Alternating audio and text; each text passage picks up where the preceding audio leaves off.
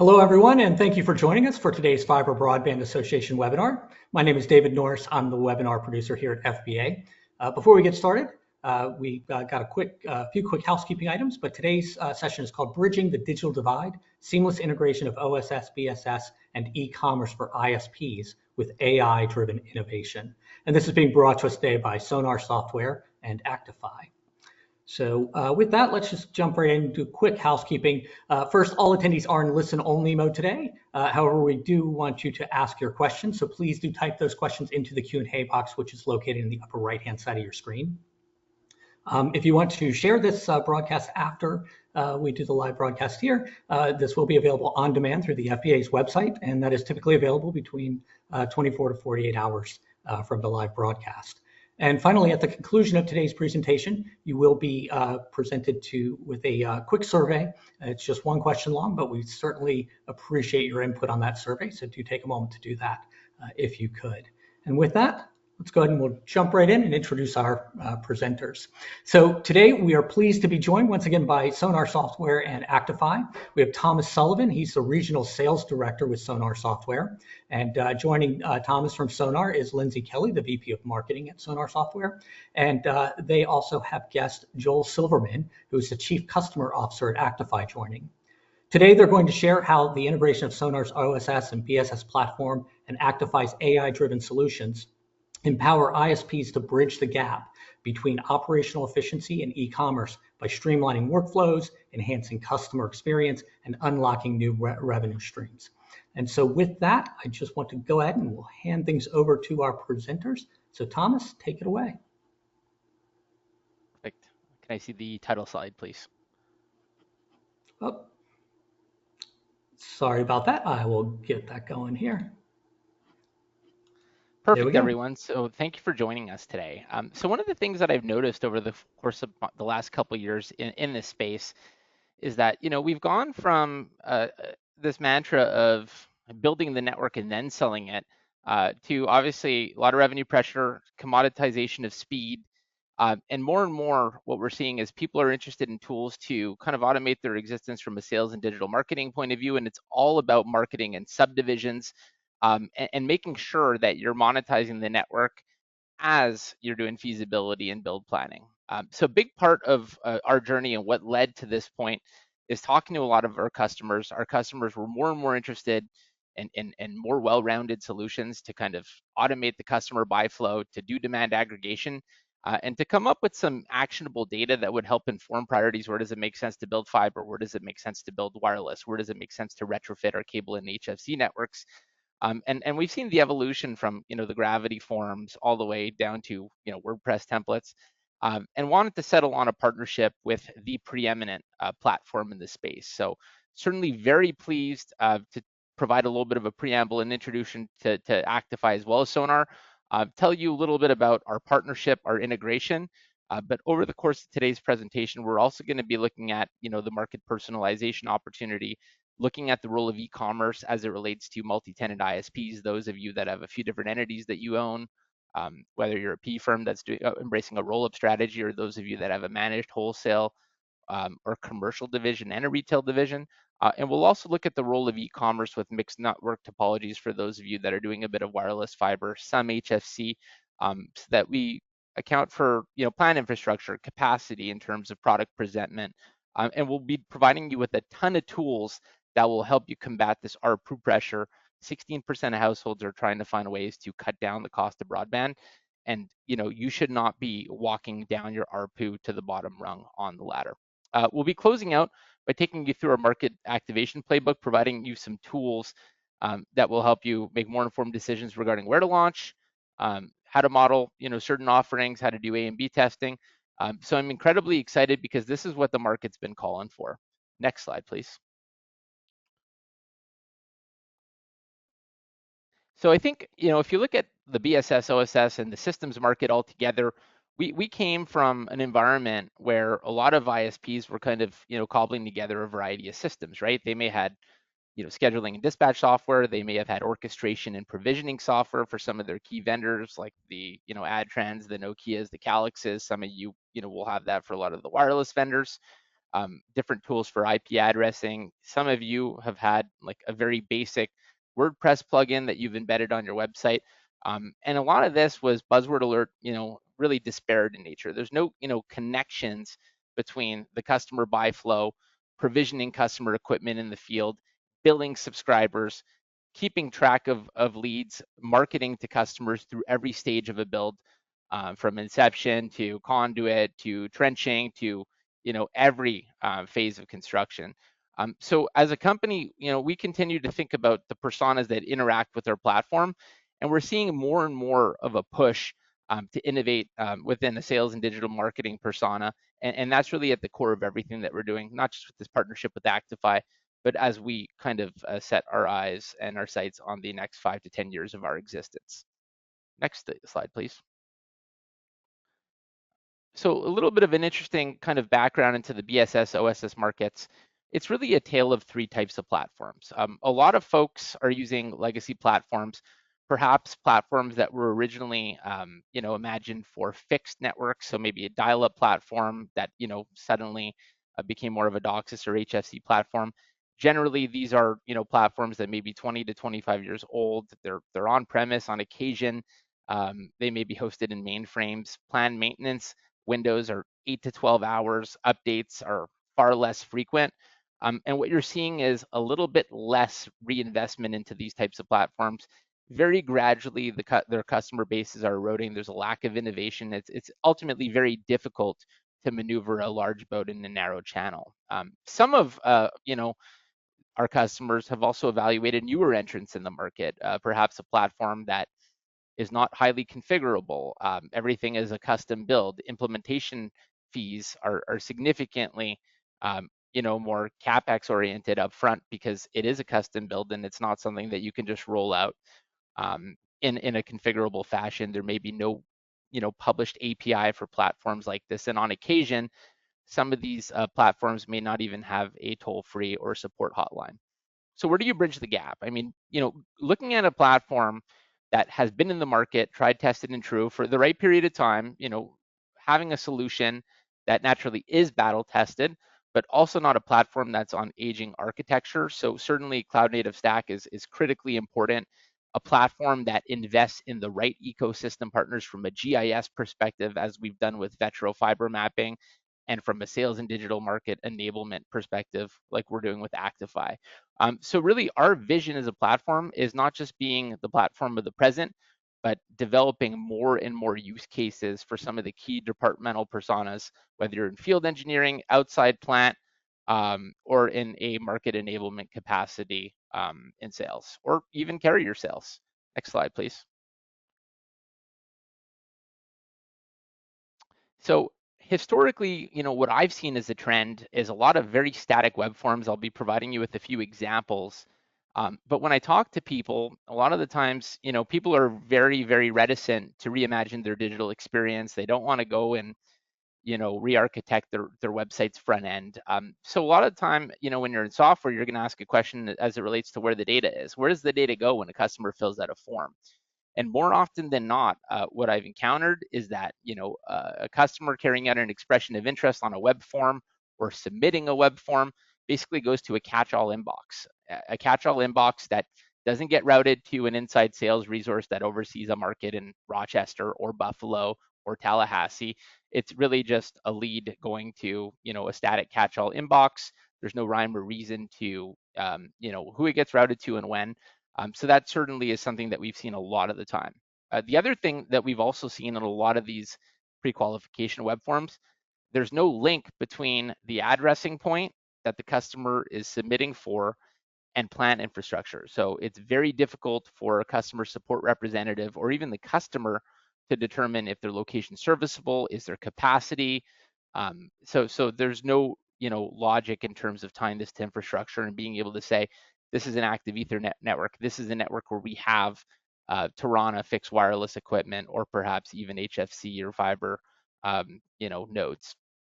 Also, one of the other things that's very problematic is there's no data as it relates to the underlying campaign source. A lot of you probably use landing pages. You want to push people to a front end or e-commerce environment, It's impossible for some of you to be able to tie a lead to a campaign. Did this come in through Google AdSense, a Facebook pixel tracking ad, or did this come through a community pop-up event or an event to launch a new MDU property? So a lot of that data doesn't exist when you're kind of in the static web form paradigm that I'll be speaking about. And the most important thing, especially in this day and age, there's no learning model. What's the beauty of AI? AI models continuously get better as customers submit more and more support requests, right? You develop a better sense of, cable co A or B that you're competing with in one market, like Evanston, Indiana, or perhaps you do modeling that tells you that this area south of Sarasota, would allow you to launch a much more premium art offering based on economic conditions. Next slide, please. So, this is kind of a bumper sticker slide where we're, looking at everything kind of coming to a confluence. What's led to the commoditization of speed? Why is a digital experience important? First of all, people want to spend less, right? I'm constantly trying to find ways to spend less on, streaming packages, that I'm signing up for. The cost of acquisition on ads, keywords on Google AdSense has increased. On average, ISPs are spending more and more money than ever to acquire customers digitally. Input costs, outside plant infrastructure, the cost for lashing and civic infrastructure work is way higher. And bounce rates are increasingly higher. So bounce rate defined as someone viewing one page as opposed to cart abandonment, which is someone feeling a barrier to entry when they're queried for like a credit card number. So all of these rates are kind of going up. Speeds are being provided. Capacity is actually decreasing. So what this is about today is showing you how you're going to combat that ARPU pressure. Next slide, please. So a lot of what I've seen in the marketplace historically over the years has had a lot to do with this static web form paradigm. So on the left hand of the screen, you're probably seeing, examples of a couple front ends that a few of your friends in the ISP community may have developed. Some of you may still use front end experiences like this. And usually I've seen, one of four things happen. I'm starting to see, WordPress plugins. The problem with a WordPress environment is that it's not telco centric and it's kind of a catch-all template. So if you are, providing an e-commerce experience for folks to come and buy baked goods from you, it would be no different than the e-commerce experience if you were, catering to a telco and a retail subscriber kind of model. So there's no differentiation. There's not enough data on order mitigation, so you can't exactly determine where customers in market A or B are abandoning your web form. So that's kind of a solution that I've seen deployed, which doesn't provide any actionable data, and it hasn't been developed for the telco market. Certainly isn't integrated to any BSS OSS solution like Sonar. A lot of folks use static gravity forms too, kind of similar, right? Any leads that come in through a gravity form generally come in as plain text. It's not a very outstanding first experience for your would-be or prospective subscriber. So someone's first experience when they're coming through a gravity web form may be their last.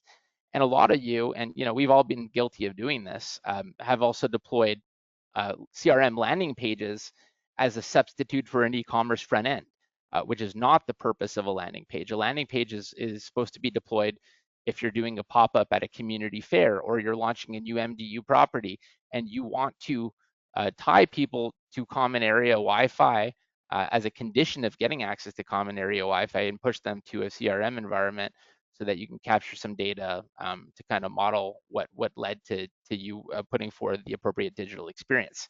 Another thing that I've seen is there are some older telco, front end tools in the market, and a lot of these tools have older GUIs. They're not contemporary, and a lot of their UI UX work kind of precedes Web 1.0 to put it very respectfully. Next slide, please. So why is the market personalization opportunity so relevant? One of the things that I've really loved about Actifai's solution and something that Sonar has always embraced is that both platforms are multi-tenant. In our case, anytime you have a customer, you can map the customer to the appropriate company entity. And based on that company entity pairing, we can customize branding on invoices, payment portals, notices as well. We can tie customers and company entities to different scheduling rotations. So if one customer is in market A, well, the install flow will be a site survey because it's wireless, or perhaps there are different technicians that are tied to that capacity as far as planning and the mobilization of field service resources is concerned. Actifai has done a very good job of this as well.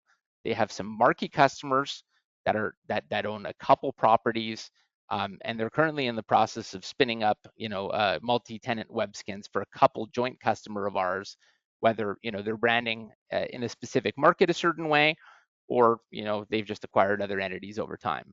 So major calling card of both solutions, and the relevance of this can't be understated. Why is it important? Product mapping by area. Perhaps speeds, competitive pressures make it so that price points are higher or lower in certain markets.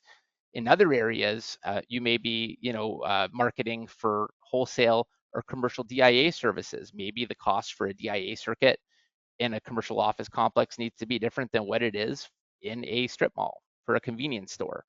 And then, lastly, routing orders to the appropriate text and right work order sequence. Maybe in certain markets, the workflow to connect a drop and install a customer is different. So there may be scenarios where you're doing temporary drops because of the thaw in the ground and colder weather conditions. And perhaps in other areas, you don't need to do a site survey because you have really good LiDAR planning tools that tell you whether or not you can reliably install a customer.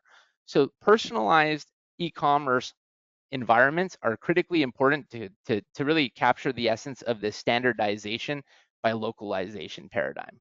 Next slide, please. So big part of this is mixed network topology. Some of you cut your teeth with fixed wireless and LTE. Some of you have built on that, and then on occasion are building fiber networks in certain areas where it makes sense. Why is e-commerce important? Well, being able to come up with and is or statements. And in wireless and LTE, this could extend to channel frequency considerations. Is this a CBRS area, a millimeter wave area?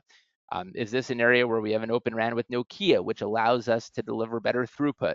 Maybe this is an area of the network that we haven't upgraded yet, and we're only in a position to offer 2.4 equipment, which doesn't put us in a position to offer 150 megabyte speeds. E-commerce accounts for that. One thing I love about Actifai's solution is propagation mapping and the ability to customize product presentment based on facilities and OSP and propagation mapping data. On the fiber side, there could be cases where you're doing active Ethernet, GPON, and you need to be able to distinguish between areas that are capable of doing 10 gig or areas that are strictly capable of doing 250 megs because you acquired another company's active E plan. And on the cable side, there are notable differences between G.hn, DOCSIS 1, DOCSIS 3, and the emerging DOCSIS 4 standard. So being able to customize product presentment based on this mixed network topology reality where you're doing a combination of all three, two of the three, or one version of each, or several versions of each. And with that, I will hand it over to Joel so he can expand on the market personalization opportunity and add a little bit more color commentary on what differentiates Actifai in this telco environment. Thank you, Thomas. Really excited to be here. Thank you, David. Just so everybody knows, Actifai is relatively new. For those who don't know us, Actifai was spun off about 4 years ago from an AI incubator, working with our first broadband customer then. And we solve really a couple of very kind of simple and basic problems in the industry. One is around how people buy, and one is around e-commerce. Next slide.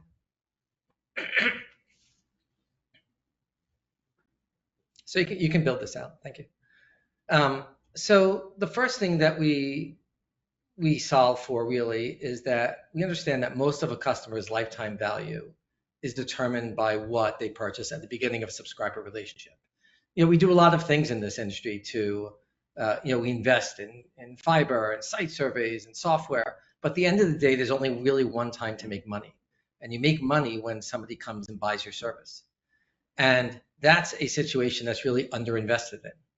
And most customers are really set it and forget it customers. So what they sign up for when they first become a customer is what really drives the whole lifetime value of that customer. customers. So if you put them into the right thing at the right price point at that time, you're going to get the lion's share of the value that you should be getting from them. And there's a relatively wide range. People can have very low packages and high packages. And so there's a very wide range which customers can go to. And one of the things, the first thing that Actifai said, was looking at as an AI company in this broadband space was, how do we maximize the return for broadband providers? How do we maximize the return for providers on their customer base? And then the second thing was really what Thomas was talking about. Customers want to buy when they want to buy and how they want to buy, right? A lot of the legacy systems are really set up as callbacks or emails. And I was speaking to a provider at Wispapalooza this past week, and they were telling me, I get an email and I have to respond back. My team has to respond back within 3 minutes of somebody entering their email into our website. And only 1 out of 4 of them answer those calls. And so people don't want to always speak to people. A lot of customers really just want to complete the transaction online, like they might do with Apple or Amazon. And so that's the other area that we kind of help with, and that we've really been working with Sonar to have a best in breed experience. Next slide. So, this is what, if you go to most websites, you'll see some version of this. Sometimes it'll have a most popular around the middle plan or some version of that. This is a little bit of tongue in cheek. I never envy the copywriters, who have to distinguish between the different plans. But the basic thing is that customers really don't know the difference between their speeds and why they should get a higher speed versus a lower speed, and what is the value that they're getting. My daughter told the story recently. My daughter just moved in with her boyfriend. We'll see how that works. Totally different set of questions.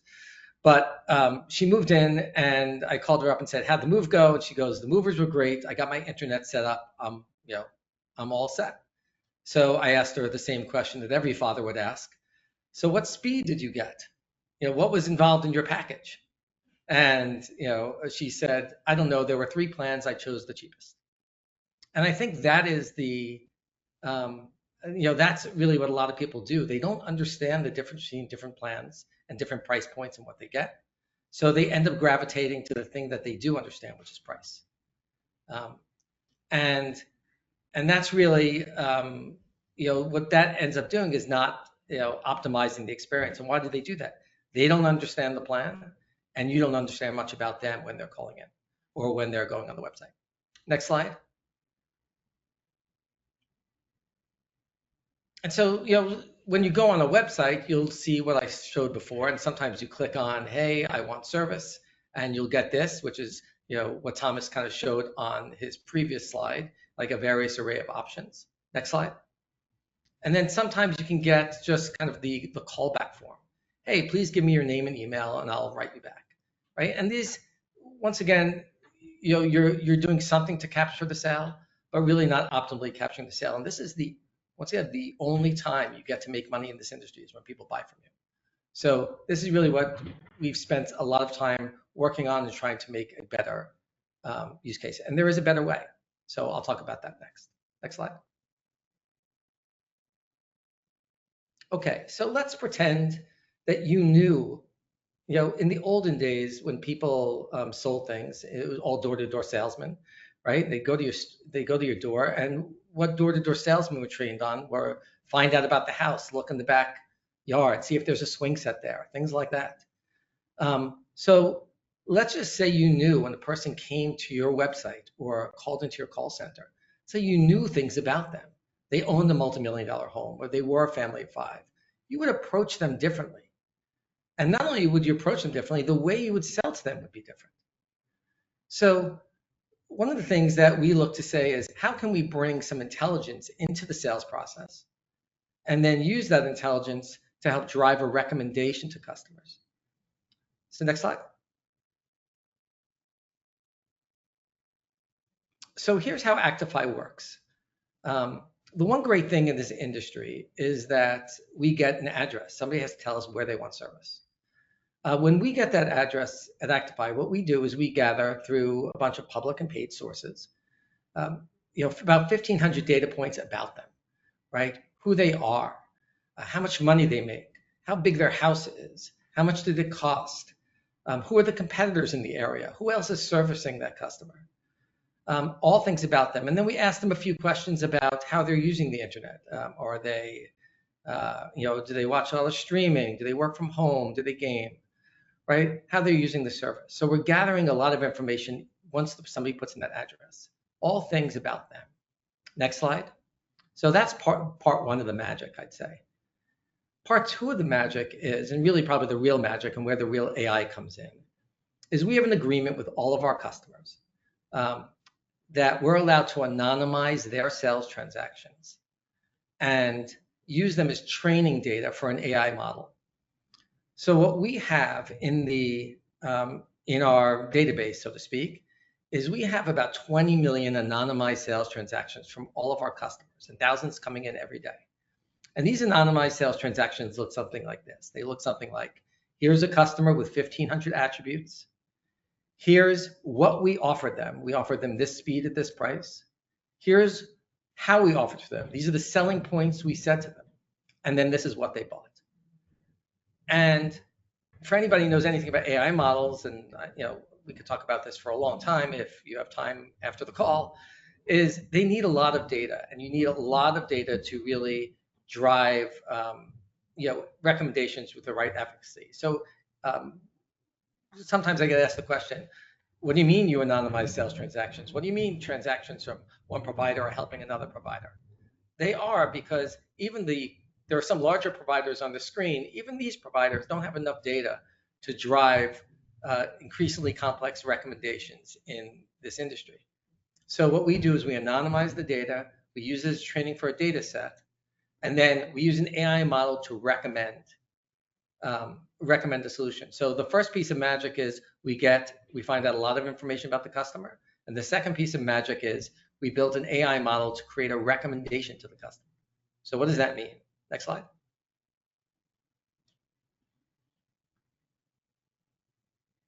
So what a recommendation looks like is something like this. Let's just say a new customer comes in, and let's just say they put in their address. We'll go out and we'll figure out, hey, these people are in a $475,000 home with 3 bedrooms. It was built in 1973.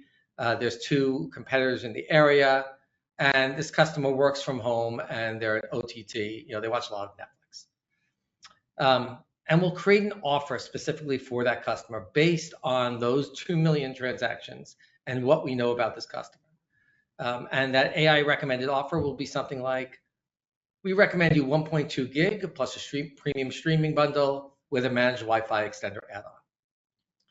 And we'll have specific selling points for that customer that either a call center agent would read or would be displayed on the website.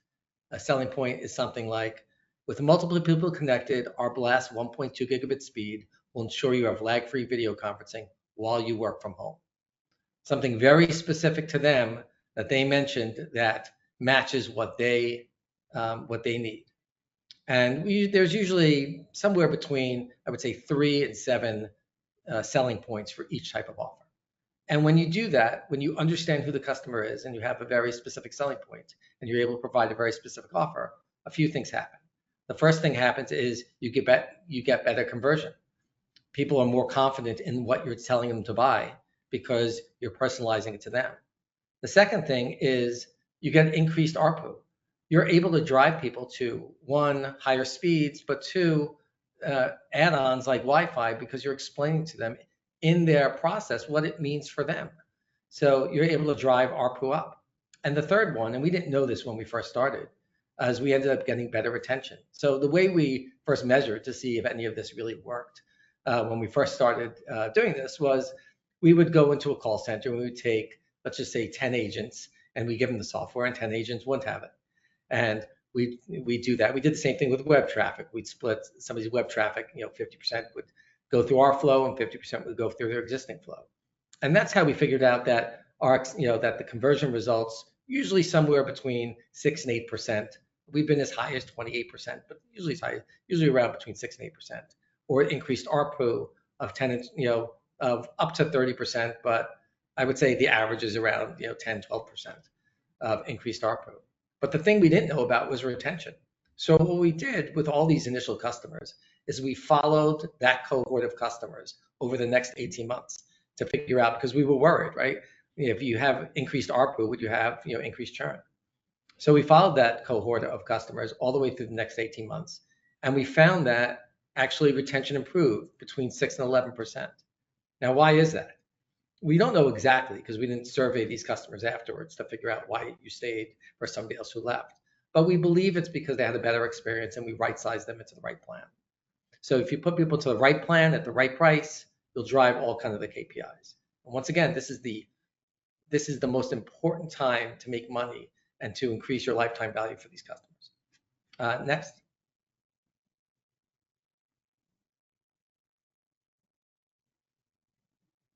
Next slide, please. There you go. So what does this look like? So this is a representation of what this looks like on our e-commerce flow. So the e-commerce flow that's integrated to Sonar, the screen, there's a screen or two before this. One says, please enter your address. We'll feed those addresses from, in this case, from Sonar, right, from the BSS platform. Then we'll ask a couple of questions about how you're going to use the service. And then the AI model goes to work and puts together a recommended plan. And you can see here, in this case, we're recommending the Blazing plan for $119. And here are the selling points.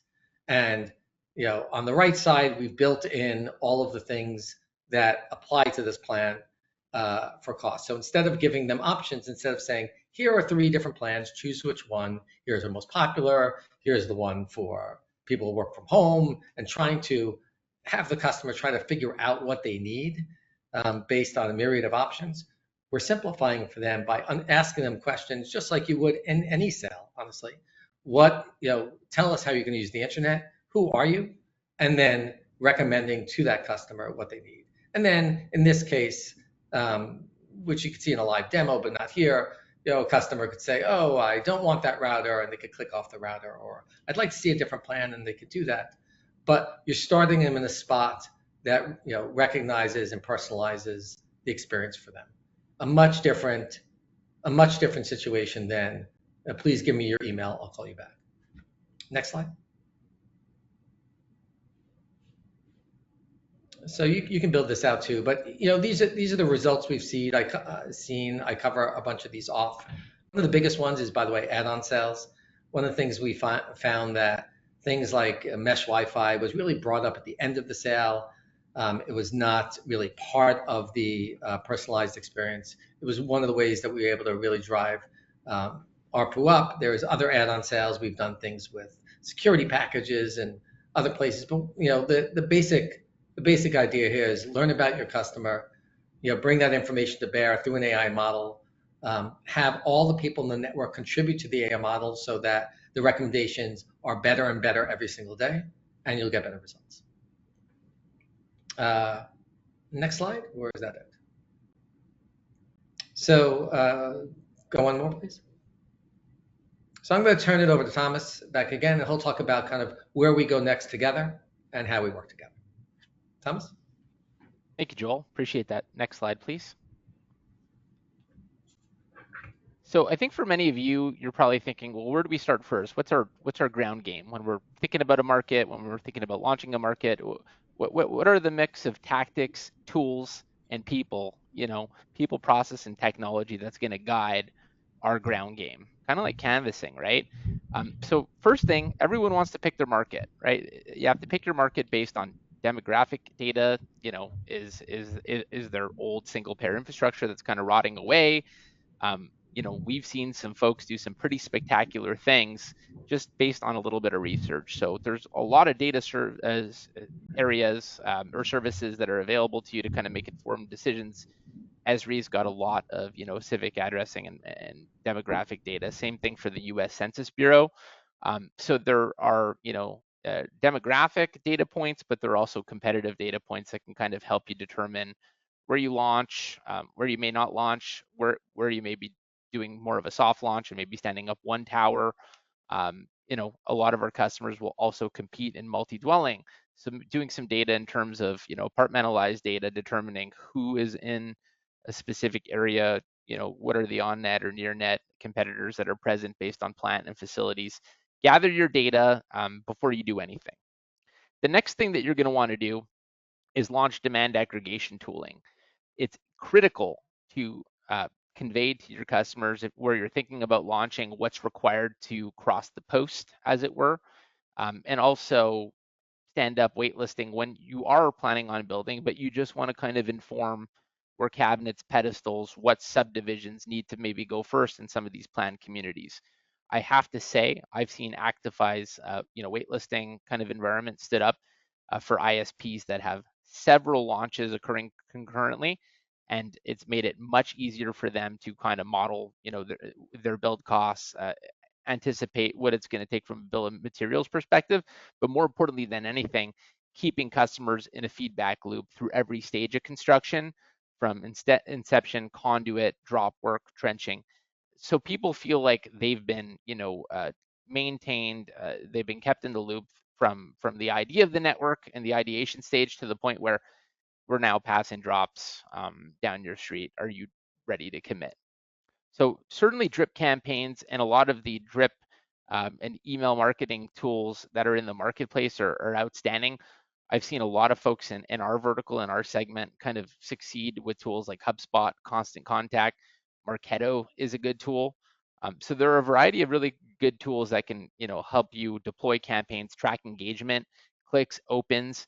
Not everyone is going to respond to an email. So depending on, who's engaging with your content, who engaged with a web form based on a pop-up event, that can kind of lead to personalized outreach and kind of tailor how your outside or inside sales teams are covering markets as you're building or once the network's already mature. For sure, maintaining the appropriate mix of paid ads and organic referral and field marketing is critical. So a lot of our customers have obviously had a lot of success with Facebook pixel tracking as a way to kind of go and target specific customers. And then they may use tools like Google AdSense to do retargeting, LinkedIn to attract commercial customers if they're trying to sell commercial circuits. And there's some really neat tools like ConnectBase for some of you that may be interested in selling their circuits if you have a large middle mile network too. So certainly, the right mix of drip campaign automation, digital ads, tracking where customers are coming from. A lot of these digital, ad tools like Ahref or Facebook pixel tracking do a really good job of coming up with your cost of acquisition and allowing you to make some adjustments depending on what's worked better or worse in specific communities. And a lot of our folks are relying on Actifai to do some A and B testing. So if you're in southwestern Oklahoma, economic conditions could be, a little different in that area compared to 2 hours up the road.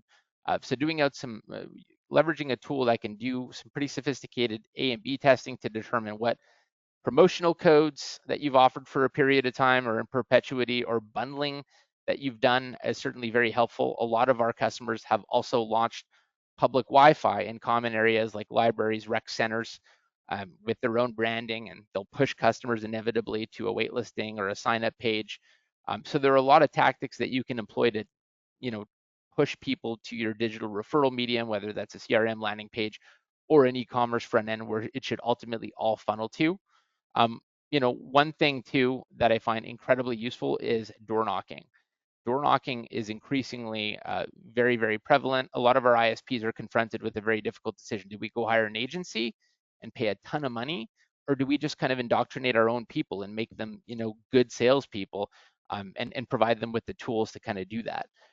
So I've certainly seen some pretty outstanding tools like Sales Rabbit that have been outstanding canvassing tools, so that if you're sitting in front of a customer and they're giving you all the buying signs, you may as well get them to commit to an expression of interest. One thing that I didn't have an opportunity to kind of talk about, is the omni-channel implication, which I'll be tackling in the next two slides. So next slide, please.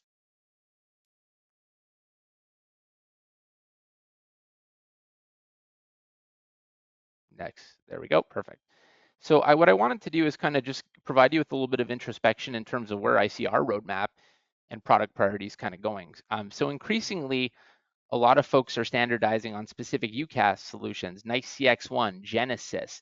some pretty outstanding tools. How does that tie back into marketing? Well, one of the things that Actifai has as a product is a solution called Actifai Engage, where if someone, carries out some level of cart abandonment and the customer service representative has the customer coming in through the IVR and ultimately the phone system and the calls connected, they'll be able to look at the step in the order process where they ultimately abandon cart.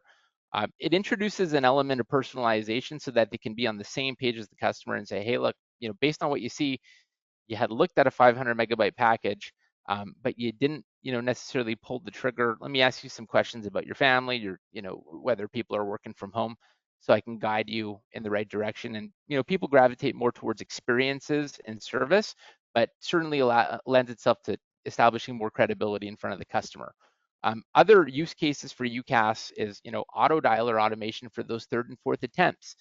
Some people like to be contacted on the phone, to be persuaded to commit to a service. Not everyone is the same, right? So while millennials and certain generations may prefer a digital referral medium, integrating a UCaaS solution to a BSS OSS solution is a surefire way to make sure that you're, reaching out to your customers and having those conversations when they haven't committed to moving forward with you.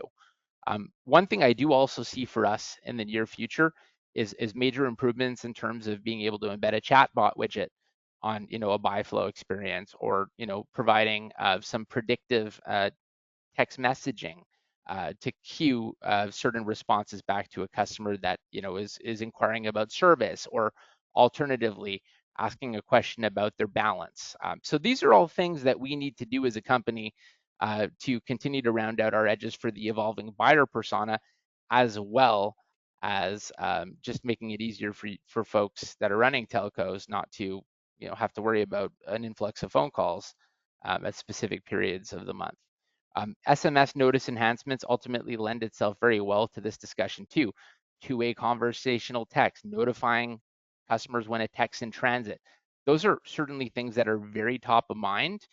One of the things that I love about the Actifai integration with Sonar is your customers are going to be able to submit their own orders, and ultimately we'd like to get to a place where we're able to send an immediate prompt notifying them that we've received their order and that we're anticipating, mobilizing a technician at this time on this date, and then sending a reminder text message the day before the installation appointment. All of those things, basically incubate, the customer from weighing their options and signing up with your competitors, and lend itself to a much better customer life cycle experience.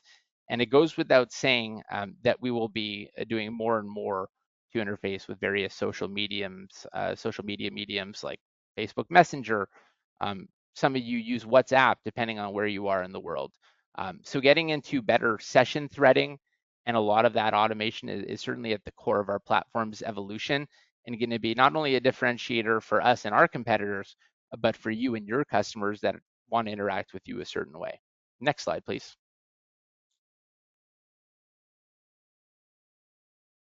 I think we got a little bit of hang time on these handoffs. So, and then of course, one of the other things that I see here too is significant potential for more automation on the e-commerce side of things. So of course, doing embedding digital documents that customers can sign off on digitally, a terms of service, an easement, or right away, that's something that we could explore. Better lead tracking dashboards to distinguish between marketing qualified leads and sales qualified leads, keeping track of activity, how many touches did it take to convert this order, perhaps more useful in the commercial realm. But you ultimately need to be able to tie KPIs to activity and order conversion. More and more we're seeing the commoditization of speed, so you need to refine your tactics in order to minimize the time that you spend selling to customers. And then of course, one of the things I also anticipate with door knocking and sales canvassing tools is eventually an integration with a tool like a Sales Rabbit, which will ultimately result in a sync between Sales Rabbit data that's captured in the field as one of your door knockers is selling to a customer at their doorstep, and Sonar, and improve task delegation in the process as well. Where we'll round out the presentation before moving to Q&A on our next slide will be just kind of summarizing how the integration with Actifai's e-commerce environment and Sonar works today. So next slide, please. So a big part of how we're going to stand up the integration for any one of our customers will take, homes passed or wireless propagation data so that we can distinguish between, addresses that are currently serviced, those that are on the verge of being serviced, those that may be remote or planned for, Q3 of next year. It's also a great way for us to distinguish between what fixed wireless packages we can put forward, what cable or HFC or fiber packages that we're going to put forward. So addressing data is everything in terms of how we stand up the Sonar and Actifai integration. Based on service validation, that will then be tied back to Sonar's product catalog, which is tied to Actifai. So product presentment will be provided to an end user based on the company entity that they're interacting with. Once again, Sonar and Actifai are multi-tenant solutions, or better yet, the area or the market they're in, competitive pressures, technology, infrastructure. So the sync between Sonar's product catalog and Actifai's, front-end user experience will ultimately dictate what, promotional offerings we're putting forward. One thing that you should absolutely investigate in a demo with Actifai or Sonar is the use of promo codes with, an expiry. They do an outstanding job of tying promo codes to different markets and geo-validated pricing. So you'll be able to do some really special things in terms of, promotional offerings for first adopters, and you can build a beachhead off of that. And then lastly, a lot of the lead routing logic. What happens when, the form's submitted? Well, the contact will be tied to the address, so you'll know, who you're interacting with is. We'll be able to determine what plant infrastructure is there, if any, and then a work order will automatically be triggered because we can configure, geofences, service zones, and scheduling rotations depending on whether this is a wireless cable or fiber installation milestone. Actifai does a very good job of customizing, self-directed scheduling for customers if they need to schedule drop work or, an actual ONT and managed router install. So all of that's tied back into Sonar to sync any lead to the appropriate lead routing intake workflow. And with that, through our data visualization engine, which is Looker BI and Snowflake as a data warehouse, you're able to produce some really first-rate dashboards, which will keep track of activity, underlying campaign, referral source, and the number of leads by market, whether they're waitlisted or firm. So with that, I'll open it up to questions, and I really appreciate everyone's time today.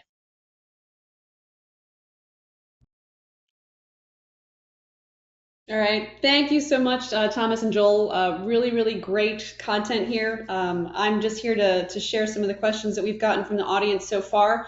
So I'm going to jump into the first one, which we had received in the original registration. Somebody had asked about the added value of using AI in the OSS BSS mix. I think you guys covered a lot of that. So if maybe you could give a highlight to one key takeaway for the value of using AI in that OSS BSS mix, what would that be for each of you?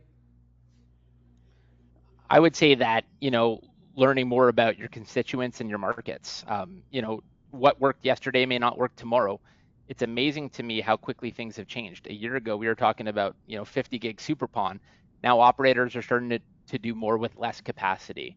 And rather than spending more and more money on network infrastructure, they're more and more interested in building, tools to sell into their market. So I think listening to the data, market differentiation, A and B testing, and ultimately having a logical place where all that data goes is critically important, and a big part of why we identified Actifai as the only and the preeminent e-commerce environment that we are going to partner with. And the fact that they have all those learning models that are multi-tenant but disaggregated and separated and anonymized provides our customer base with an extremely impressive first step and place to start. So Joel, with that, I'll hand it off to you. Thanks, Thomas, for all the compliments, first of all, and thanks, Lindsay, for the question. I think AI is used in a lot of different ways out there in the world. There's ChatGPT, which is what they call generative AI. There's all sorts of different types of AI. And I think every software provider throws AI into what they do. We really focused on what we call practical AI and practical machine learning. So where we see AI being most valuable here is taking a lot of information, like a human would, a lot of information, putting it together, doing all the math, calculating all the results, and creating the best recommendation. So you have to think about it as your best sales agent. Right? Your best sales agent has a lot of experience with sales has a lot of experience with customers. They understand what customers are asking for. They listen to what they say, and they come up with the right recommendation. And that's really what the AI is doing. It's taking your website and turning it into your best sales recommender tool by listening to 1,500 data points about a person or a family, and then understanding who they are, how they compare to others in the market, and coming up with something for them that's best. Yeah, thank you. Another one was, while increased ARPU and conversion rates are definitely important, how else do you measure your success of the implementation, of Actifai's implementation for an ISP? There's probably qualitative benefits that they'll get from that. What do you see there, Joel? Yeah, so when you look at, Actifai is deployed, as Thomas said, either in the call center, the contact center, like your customer service reps, or on the website. So on the customer service rep side, the first thing, the people that are happiest usually are the customer service reps, right? You're giving them a tool to script out for them what to say. They feel more confident. Turnover is less. Average handle time is less. So some of the qualitative benefits you see are kind of happier customer service reps with kind of spending less time, on the phone, overcoming objections. Anybody who spent any time with salespeople, you have a script. You're going through it. It's people, and if you're in on a computer screen doing that over Zoom or some video tool or some audio tool, they'll often have here's little cheat sheets, how to overcome objections. Here's how we compare to competitors. It puts all of that kind of in a nice, easy way for them. So they're really happy. The other thing is that customers are happy. Customers are, and that's really spoken for by the retention side of it. So we see the retention benefits really because customers are happier at the end of the day.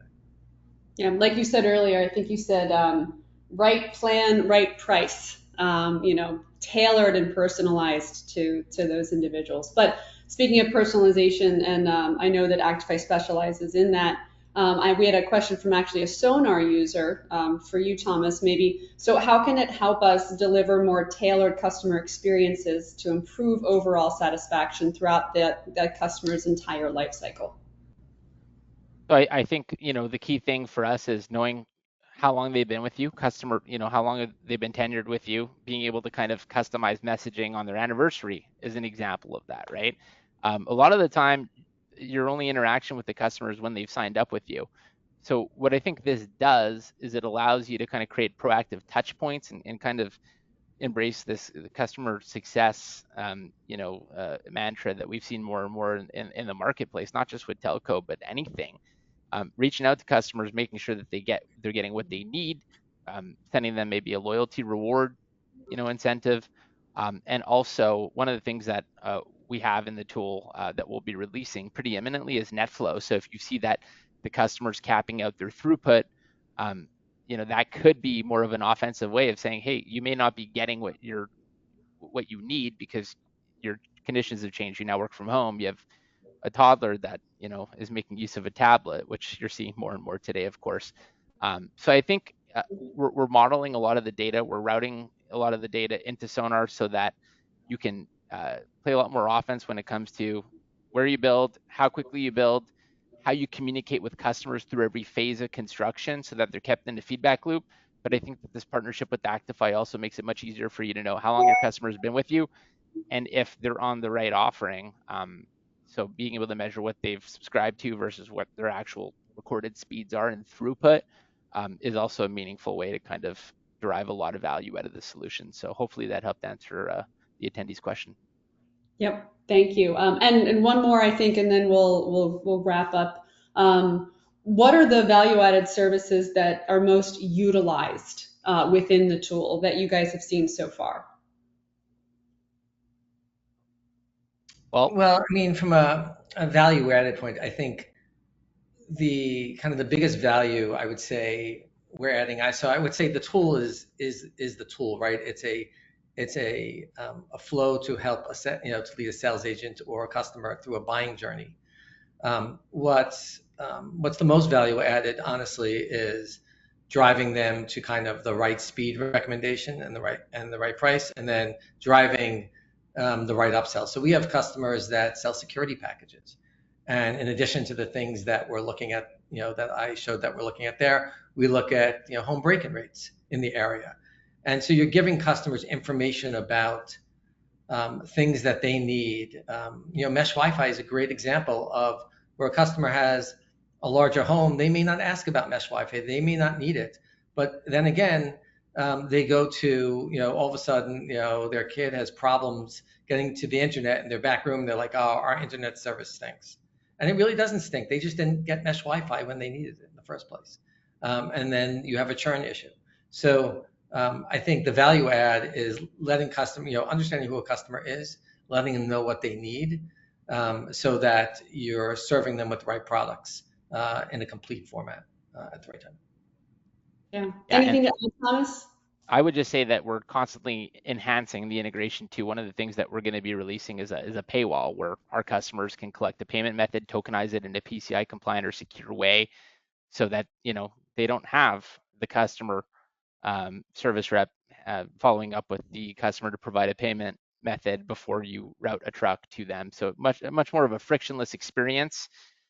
Certainly making more and more improvements to the scheduling side of things too, geofences, markets, making sure that technician capacity planning is a little bit more dynamic. So those are some of the things that you'll see based on how the integration's been imagined, and better sophistication with the data, right? To me, this is the new frontier of systems evaluation in telco. It's a shift from a technical buyer to maintaining the appropriate balance between the network and not commoditizing ARPU and playing more offense in the markets where you're launching, especially when you're doing it against older incumbents that are just begging to be outpaced. Competitive advantage, absolutely. So, well, guys, thank you guys so much for joining us.